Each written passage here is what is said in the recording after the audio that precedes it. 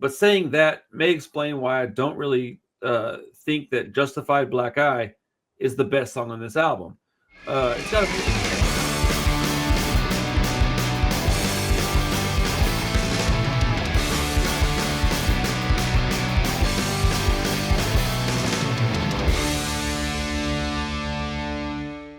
we will talk about an album from 1995, actually. So prepare to hate me even more, I guess.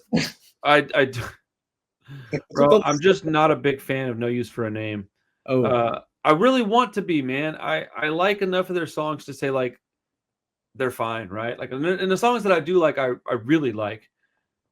So I wanted to listen to one of their bigger albums and kind of get out of my comfort zone. What I realized is that I think the early Fat Records catalog just really isn't my jam. When I look back on my record collection, I had mostly Epitaph, like punkcore, Hellcat stuff when it started happening. So like I was going that direction with my music, not necessarily the melodic skate punk with the clean vocals. That's always been the issue.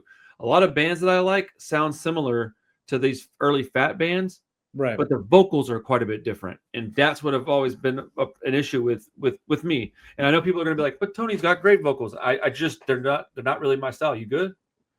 Yeah, I need to charge my computer. Let me get the charger. Yeah, go for it. Sorry about that, man. No, it's all right. 1 second. Boom, we're good. We're back. All right, so I picked Leche Con Carne because you and I were talking, and I was between this and More Betterness. And what I thought about is that I actually know that I like More Betterness pretty good, like as an album overall. Yeah. And I was like, let me go with the one that I'm not really sure if I like or not, and it honestly may have their biggest song on it.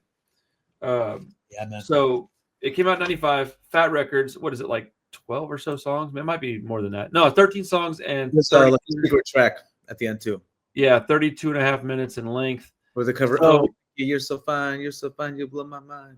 That's crazy. And the cover, it's hard. Hit me with your best shot. Anyway, so I'm gonna get your opinion on this record in a second, but I'm just gonna read my notes real quick because I wrote them as I would say them, and I put down for the best on this. I struggle with this band because a good portion of the songs are good objectively, but I don't really like the vocal style.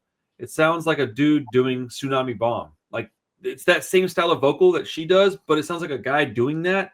I don't really care for her vocals much either, but I like it better with a female sound than I do a male sound. I don't know if that makes any sense. You know what I'm saying? But saying that may explain why I don't really think that Justified Black Eye is the best song on this album. It's got amazing lyrics, by the way. Let me be very clear. It's an incredibly important song, objectively good song, a great song even, but the vocals just don't do it for me. The lyrics, like I said, they're amazing. I think the other big song that I remember off this album was Soulmate. That song is probably the better song for me. The vocals fit with the music much better on that one, in my opinion. Then you have songs like Fatal Flu have a far better vocal style for this band, in my opinion. It's just a little more throaty and a little more natural sounding to my ears. Alone is also a pretty good song, but I think that Soulmate is the best song on the record. And as far as the worst song, I almost put Justified Black Eye solely because I think the vocals on it don't do it justice. It's like he's singing in earnest, but it's not what his vocals are best at, in my opinion. This is subjective. This is my opinion. You can disagree all you want. But Redemption Song, man, I'm just not a fan of the vocals on that either. That's my whole problem with this band, dude. It's my whole problem with that catalog, early 90s, is vocal stylings. I just never got into that kind of music until way later. And even then, I'm really picky with the bands that I like that do sing like this. I think that he has a great yell. I wish there was more of that in here. I wish I could get... Yeah, whatever, though. I mean, people are going to definitely disagree with this, so it is what it is. But the bridge on Redemption Song, the guitar's awesome. It's just not, it's Tony's voice. It's not really my jam, dude. Straight from the Jacket is a poor Bad Religion impression, in my opinion. But the guitar works solid.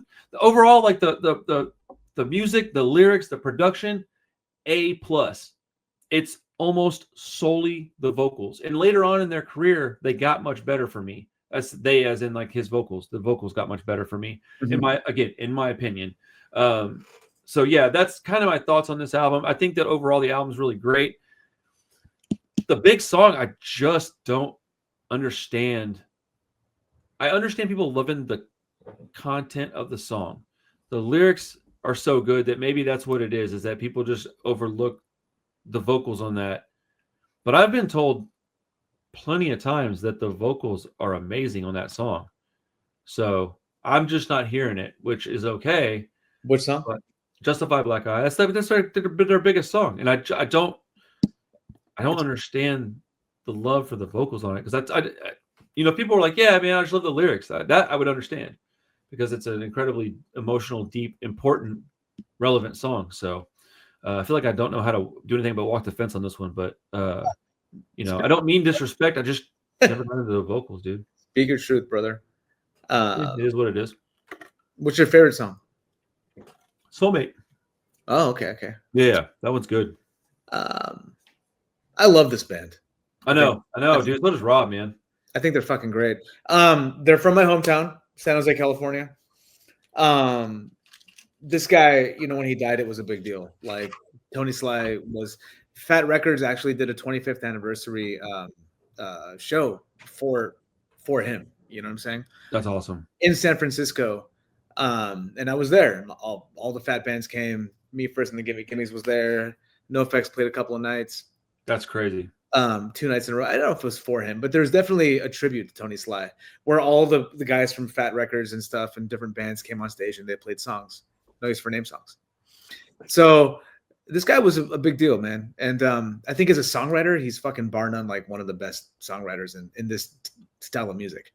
Whether or not you like his vocals, the songwriting. I'm not disagreeing with that. I agree wholeheartedly. I think the songwriting prowess, especially like later in their career, this is like mid career No Use for a Name. Like, they actually started in like 89, and early No Use for a Name is very different than this. It's like a hardcore band, like pretty much. Right. I've heard, yeah, it is quite a bit different. That's a different vocalist back then too. Oh, really? I didn't know that.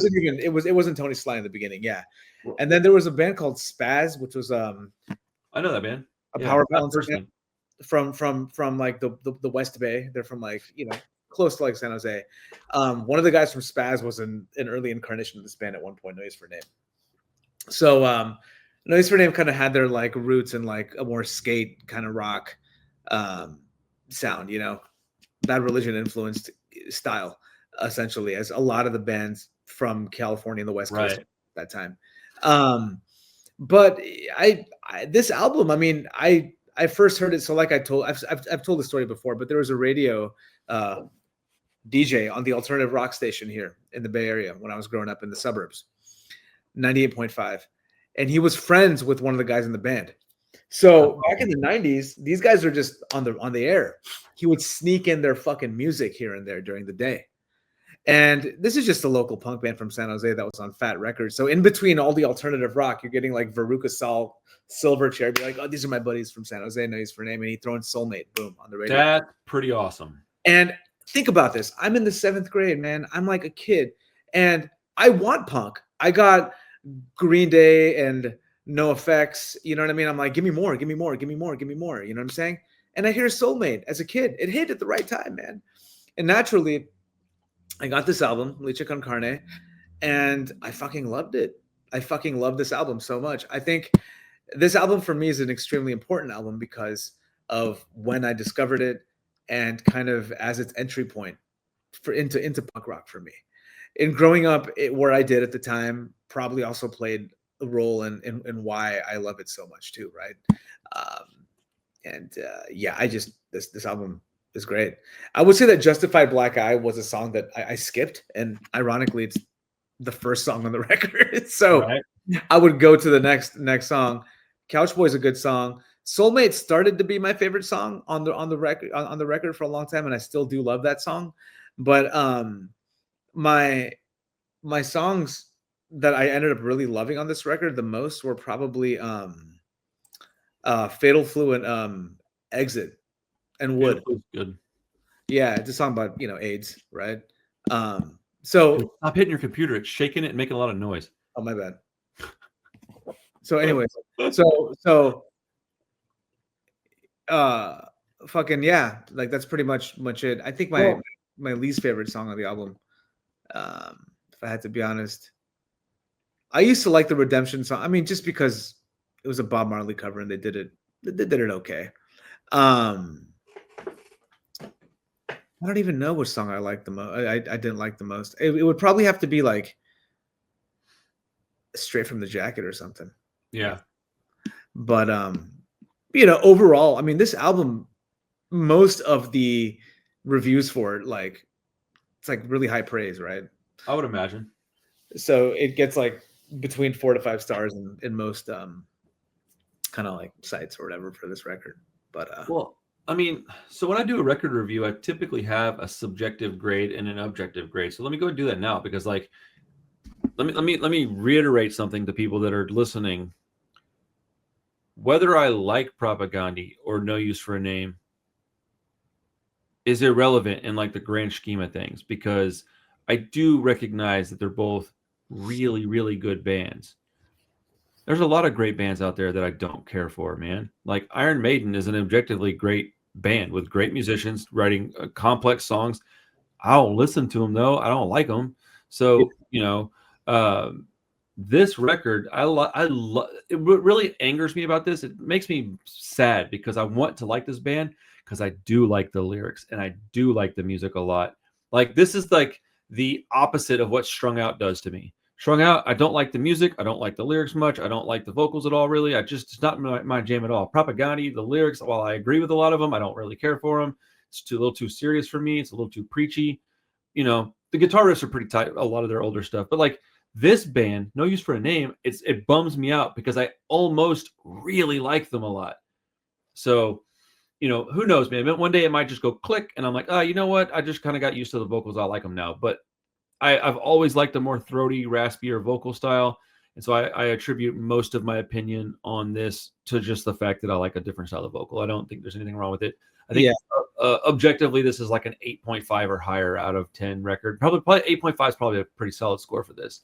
So, and even my score is probably like a 7. I don't think it's a bad record by any stretch of the word. And I do want to say then, Justified Black Eye, I may not like the vocals, but I get why people love that song. The lyrics on that are like, it'll make you cry, dude. If you listen to that song, especially if you've dealt with any kind of abuse in your life, like I am in no way making light of that and ignoring the lyrical content of that song and the weight of it all. So the thing about this band, No Use for a Name, and I think why people kind of gravitated toward them so much was because they were an intense band. It's like the subject matter they cover in their music is very heavy. And they touch a lot of stuff that a lot of bands won't. And right.